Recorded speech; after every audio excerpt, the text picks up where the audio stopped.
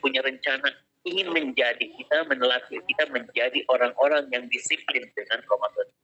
Mudah-mudahan kita mampu mengambil hikmah ini, hikmah kedisiplinan. Yang kita tahu bahwa pada bulan Ramadan, umat muslim yang bangun janari banget gitu ya, sebelum sahur, kemudian melaksanakan ibadah sahur, dan itu dilakukan berulang-ulang. Latihan itu, tadribah itu, baik pada waktu siang hari kemudian di waktu malam hari, yang selama ini barangkali kita bangun malam untuk qiyamul lail itu begitu susahnya barangkali begitu ya, tapi ternyata Ramadan ini menjadikan kita rutin untuk melaksanakan taraweh, qiyamul lail, dan bangun, baca Quran dan sebagainya. Ini adalah latihan kedisiplinan. Dalam penelitian dikatakan bahwa sesuatu pekerjaan itu ketika itu diulang-ulang terus sampai 20 kali, 30 kali dan sebagainya.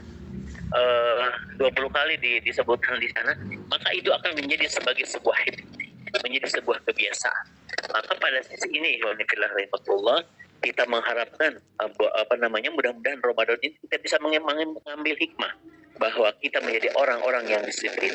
Orang-orang profesional adalah orang-orang yang disiplin dalam segala hal. Hikmah selanjutnya dari Ramadan ini, bahwa kita kenal Ramadan ini adalah syahrus sabar, bulan kesabaran. Bagaimana Ramadan ini menjadikan kita, melatih kita menjadi orang-orang yang sabar. Rasulullah SAW menekankan kepada umatnya untuk bersabar pada saat berpuasa. Kita tidak boleh berkotor, melakukan aktivitas yang tiada berguna, aktivitas yang lainnya juga yang membatalkan saum atau mengurangi fadilah daripada saum itu sendiri yang dilakukan. Nah, pada sisi ini, dalam hadis yang diriwayatkan oleh Bukhari Muslim, jika salah seorang dari kalian sedang berpuasa, maka janganlah kalian berkata-kata yang bodoh dan jangan pula bertindak bodoh. Seringkali kita melakukan kebodohan kita dalam kehidupan. Kita melakukan segala sesuatu yang kemudian seringkali itu di luar nalar kita boleh jadi. Kita sebagai orang Muslim, sebagai orang Islam, tapi kita melakukan segala sesuatu yang ternyata di luar daripada keharusan kita, kebiasaan kita sebagai seorang Muslim. Pada saat ini Ramadan ini kita dilatih untuk itu, untuk melakukan hal-hal tindakan-tindakan yang menunjukkan kebodohan kita. Jika ada seseorang yang mencelanya atau mengganggunya, hendaklah kemudian dia mengatakan, inni shaim, sesungguhnya aku sedang berpuasa. Semestinya juga begitu. Termasuk kebodohan-kebodohan yang lain. Kebodohan kita menzalimi orang. Sungguh itu sebagai sebuah kebodohan. Saya teringat bagaimana seorang syekh mengingatkan bahwa ketika kita menzalimi orang, artinya kita sedang melakukan kebodohan. Sungguh kalau yang kita zalimi itu adalah orang mukmin, dia berkata asyhadu bi anna muslim, sungguh kita sedang menzalimi orang-orang yang sama-sama mengharapkan syafaat dari Rasulullah SAW. Maka bayangkan ihwanifillah, kita menzalimi orang, kita menzalimi sesama muslim, dan si muslim itu akan ngadehes nanti pada Allah Subhanahu wa taala, melapor pada Rasulullah SAW tatkala kita mau diberikan syafaat nanti, syafaat uzma oleh Rasulullah SAW di yaumil akhir. Kemudian dia akan mengatakan, ya Rasulullah, engkau sudah akan memberikan syafaat bagi dia, tapi dulu saya di dunia sudah dizolimi oleh yang bersalah oleh dia. Jangan engkau berikan syafaat itu bagi dia. Berapa banyak orang-orang yang sudah kita zalimi dan kemudian mereka akan mengatakan itu, mereka akan melapor pada Allah Subhanahu wa taala tatkala kita Rasulullah mau memberikan syafaatnya atau kita mau dimasukkan ke dalam surganya karena kita banyak melakukan ibadah-ibadah dan sebagainya, tapi kemudian ada anak Adam yang kemudian menarik kita melapor pada Allah dan kemudian mengatakan bahwa dia sudah mendapatkan kezaliman dari kita. Artinya kebodohan yang kita lakukan pada waktu di dunia dulu, maka kemudian itu akan berimbas nanti kita tidak akan masuk dalam surganya karena kebodohan yang kita lakukan saat ini. Alhamdulillah. Jadi melatih kesabaran. Kita kesabaran untuk melaksanakan hal-hal yang baik, kesabaran dalam ketaatan, menjauhi daripada kemaksiatan dan sebagainya. Kemudian ikhwanifillah, selanjutnya adalah hikmah yang lain. Yang keempat adalah bagaimana Ramadan ini adalah kesempatan untuk dikekang syahwat kita. Di antara hikmah disyariatkannya saum itu dapat menahan dan mengekang syahwat. Sebab orang yang berpuasa dilarang menuruti nafsu syahwat. Begitu banyak syahwat-syahwat di dunia ini yang mampu melupakan akan eksistensi kita sebagai hambanya, eksistensi kita sebagai seorang muslim. Maka kemudian Ramadan ini adalah saatnya bagi kita, kesempatan bagi kita untuk memperbaiki perilaku kita yang selama ini keluar daripada jalur kehambaan pada Allah Subhanahu wa taala. Selanjutnya adalah hikmah yang selanjutnya, yang kelima adalah Ramadan ini akan melemahkan godaan dari syaitan. Ketika sahur, ya, godaan syaitan itu akan melemah. Sebab di dalam hadis dikatakan bahwa sebab pembuluh darah saat ketika kita puasa itu akan mengkerut, ya. Mungkin fase konstriksi ya, Bu Dokter ya. Dalam hadis riwayat Bukhari Muslim, sesungguhnya syaitan itu berjalan dalam diri manusia melalui aliran darah. Maka kemudian bahwa puasa ini akan menjadikan pembuluh darahnya itu akan mengecil. Fase konstriksi boleh jadi.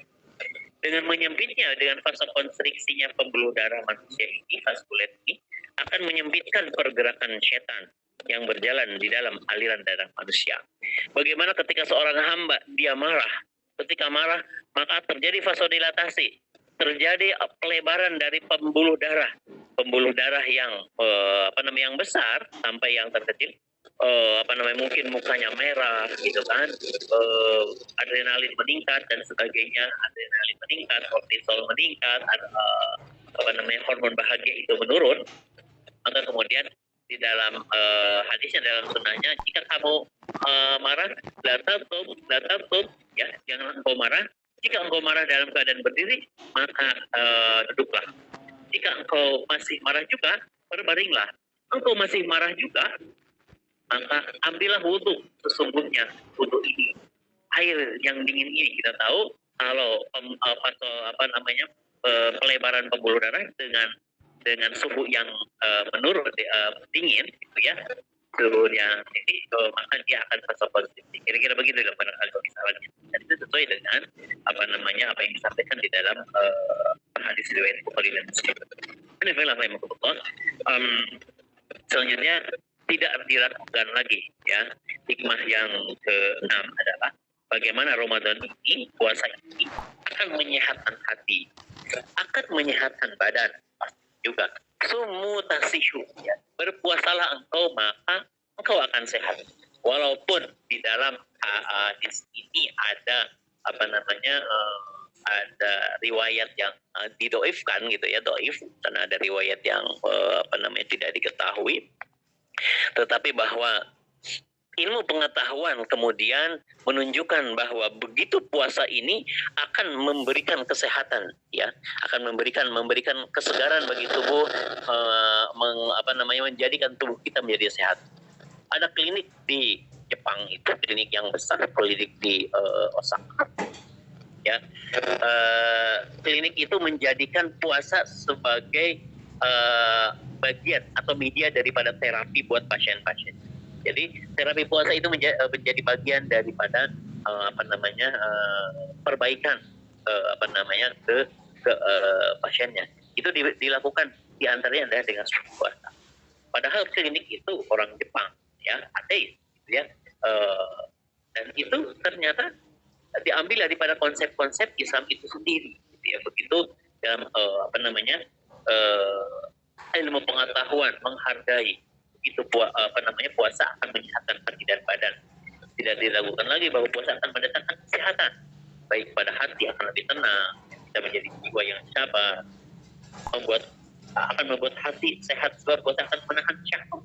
Ketika syahwat yang terjadi, ya, syahwat seseorang akan memadamkan juga permusuhan yang terjadi. Betapa banyak kita lihat, ya, pertentangan, permusuhan yang kemudian akan banyak mereda ketika Ramadan itu tiba. La taghdab, wala harjat. Ya, betapa permusuhan ini, ya, akan mendatangkan penyakit hati. Ya. Ketika permusuhan ini akan banyak berkurang, insya Allah penyakit hati pun akan banyak berkurang.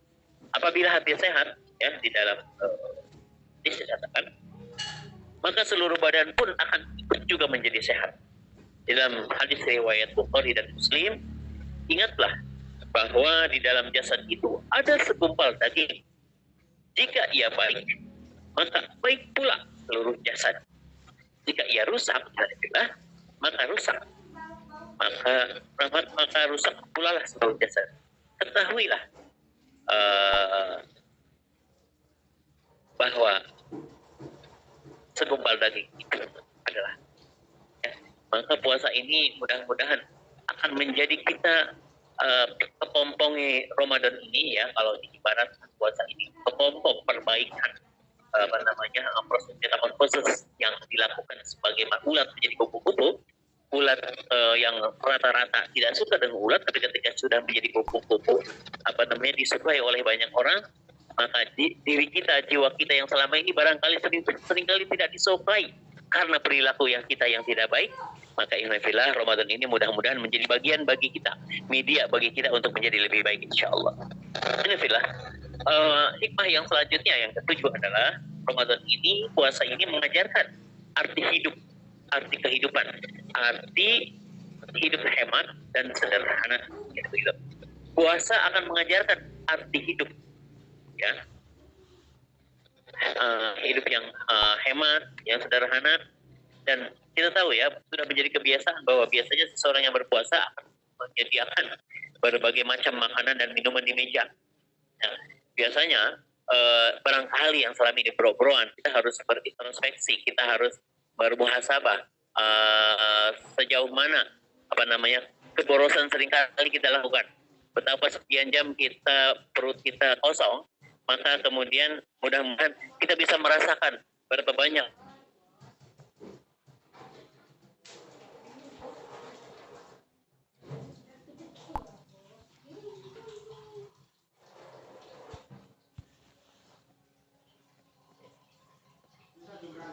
kita bermuhasabah dengan kita mengingat dengan saudara-saudara kita yang di Palestina sana, mereka yang tidak mendapatkan makanan, bahkan ketika makanan itu turun dijatuhkan, kemudian makanan itu direbut, dirampas kembali oleh orang-orang Israel. Nauzubillah, subhanallah. Berapa banyak selama ini baru boleh jadi, ya, mungkin ibu-ibu di luar sana, berapa banyak makanan yang dibeli ketika puasa di dalam terhidang di di meja makan, tapi kemudian saat ketika berbuka puasa, apakah kemudian makanan-makanan yang ada di hadapan itu kemudian dia makan semuanya? Enggak, hanya sedikit saja barangkali. Apatah lagi kalau misalkan yang sedang puasa itu juga ingin ikutan diet juga gitu, dengan diet puasa, udah puasanya menjadikan dia jadi diet, kemudian makanannya pun kemudian dia coba batasi gitu. Dia coba batasi, tidak menyentuh yang selama ini yang sudah diberikan, karena memang mungkin boleh jadi perutnya udah nggak cukup gitu, ya. Kita melihat hidangan yang ada di depan, tapi justru kita hanya minum sekali, hanya makan sekali saja, itu pun sudah membuat perut kita penuh gitu, ya. Alhasil betapa banyak makanan dan minuman ini yang banyak bersisa. Oleh karena itu mudah-mudahan barangkali ini mengajarkan kita untuk banyak memberi. Barangkali hari ini kita banyak makanan yang ada, yang tersisa, yang nggak sempat kita makan. Maka besoknya barangkali kita nggak menyediakan, kita nggak membeli sebanyak itu. Kita akan berikan, kita akan sisakan, kita akan berikan ya jatah-jatah itu untuk orang-orang lain insya Allah. Dari hal tersebut akan dipetik pelajaran bahwa sebenarnya manusia itu menuruti hawa nafsu semata ketika menyediakan berbagai macam hidangan-hidangan tadi. Hidangan-hidangan yang dia beli itu karena hawa nafsu tadi boleh jadi. Nah, sementara yang dimakan hanya sedikit. Nah, itu mengajarkan pada kita betapa sebenarnya kita mampu untuk melakukan penghematan ya, kita untuk melakukan hidup sederhana dan sebagainya. Cukup kata Rasulullah SAW, berbuka itu dengan kurma, dengan air putih begitu ya, ya. Nggak ada tuh memang dengan gorengan, walaupun menjadi favorit itu di gorengan ya. Kemudian selanjutnya hikmah yang ke-8 adalah mendorong rasa bersyukur. Dengan berpuasa, seseorang akan merasakan anugerah berupa nikmat dari kekenyangan, nikmat kenyang, kemudian kepuasan. Saat nikmat itu hilang, saat nikmat itu hilang, seseorang baru akan merasakan betapa pentingnya nikmat yang hilang tersebut gitu. Hal ini akan menjadi salah satu bentuk rasa syukur dengan menyadari betapa pentingnya nikmat yang selama ini kita punya. Nikmat yang kita punya yang selama ini, boleh jadi kita seringkali tidak bersyukur pada Allah Subhanahu wa Ta'ala. Seringkali kita tidak bersyukur atas karunia yang Allah berikan pada kita. Kita seringkali melihat pada orang lain dengan kekayaannya. Kita tidak kita tidak bersyukur bahwa kita sudah diberikan kecukupan oleh Allah Subhanahu wa Ta'ala.